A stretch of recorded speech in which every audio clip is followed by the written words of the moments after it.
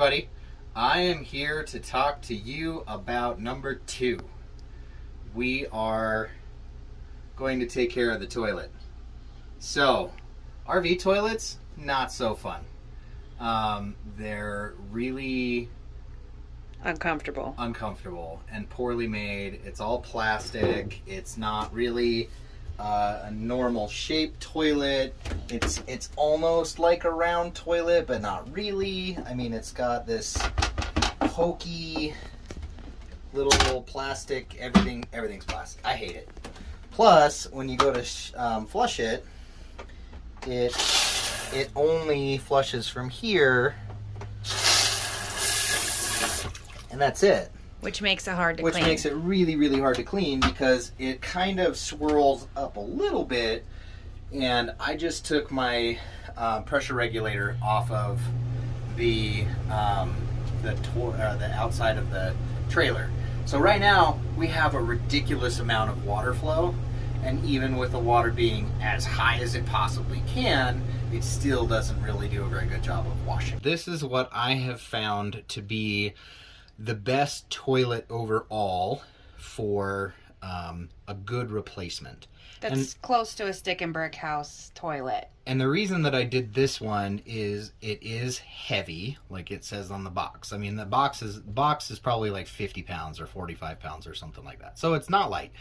But the whole toilet is made out of porcelain. It's not plastic. And so porcelain's going to be a lot easier to clean. It's not going to stink as much. And it has a full-size elongated bowl, which also means that I can install a bidet. And the thing about having a bidet in the toilet is you use much less toilet paper. So I'm excited on that. So this is the Dometic Model 320, as you can see, and we are just praying that it fits here. Okay, so here's the side-by-side, and you can see how this one here is much more elongated through the front. It's got like this nice residential style toilet, and it's actually a wood toilet seat, not plastic. The really nice thing that I like about this one is it has a gravity flush. So instead of just having the spout under here, it's got holes all the way around the rim. So when the water hits this, it does like a vortex flush and cleans the whole bowl for you instead of just spraying out from the back. Like this one is just spraying out from here and that's it. This one goes along the whole rim. So it's looking like it's going to be a tight fit. Cross your fingers. We're going to see if it fits. The biggest concern is with how elongated it is. This is not a large space for, RV bathrooms are not that big. So it is looking like it's going to take a little bit of our floor space. And this is what I'm worried about. This piece back here is much more rounded off, whereas this piece is much more square. Squared and blocky, and I think it'll still fit back there. We'll see. So hopefully it'll work, because this one right here that comes standard, just because of the shape, you don't have to be using the toilet for very long to make your legs fall asleep.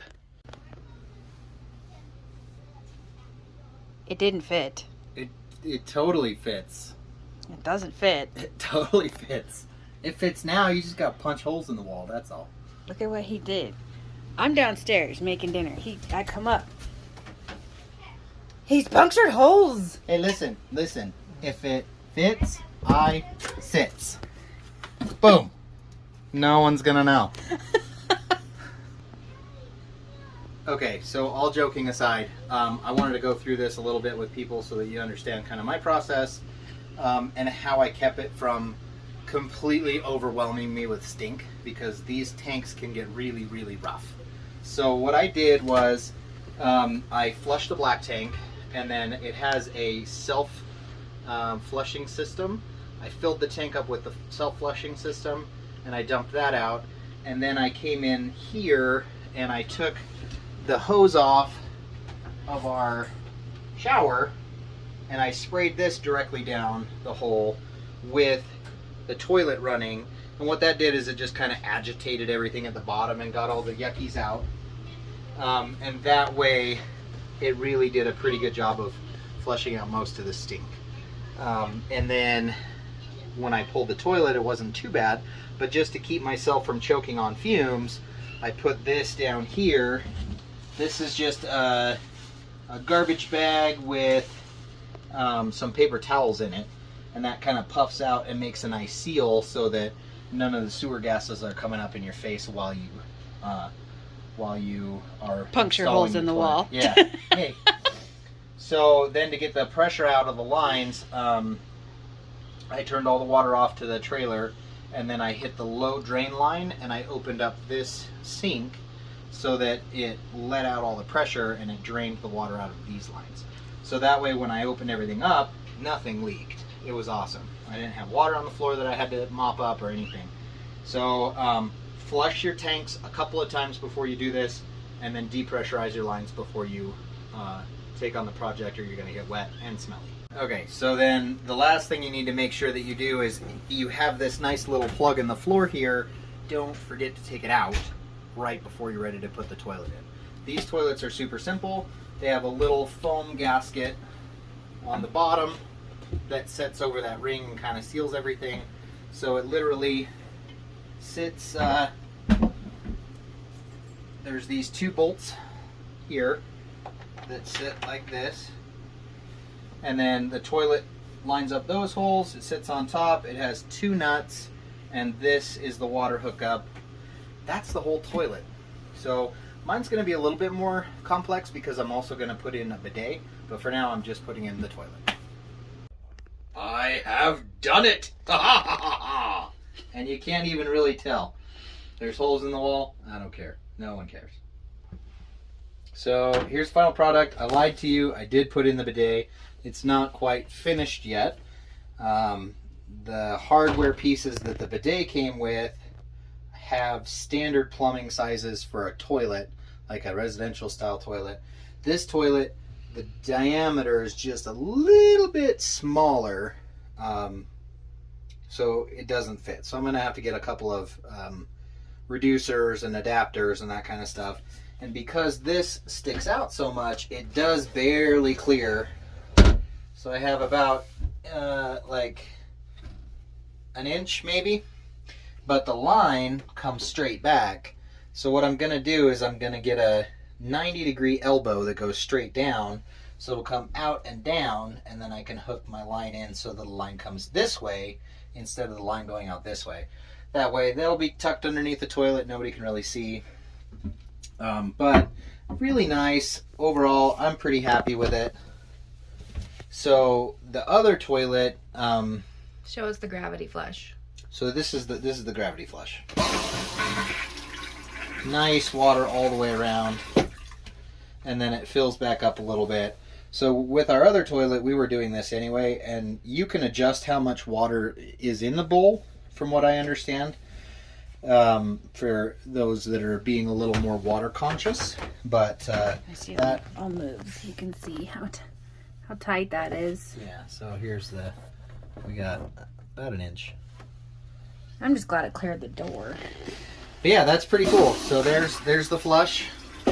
We got instead the flush was coming out and spraying down here, and now it sprays all the way around the toilet rim and swirls and then comes down the front. So the way this guy works, has the wash for your bottom, and that'll pop down and wash your bottom. And then for women, it has a second nozzle that sprays in the front for women to clean.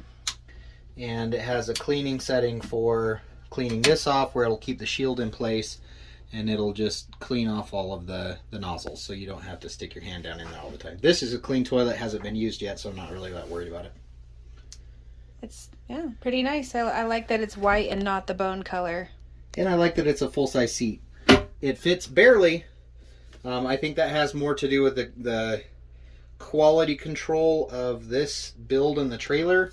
What I found was the pipe that goes down is leaning ever so slightly back.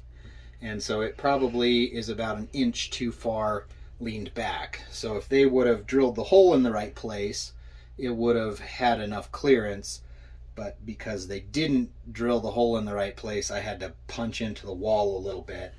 And I think what we're going to do is down here, we'll cut this and make that an inset, and we're going to paint in here anyway.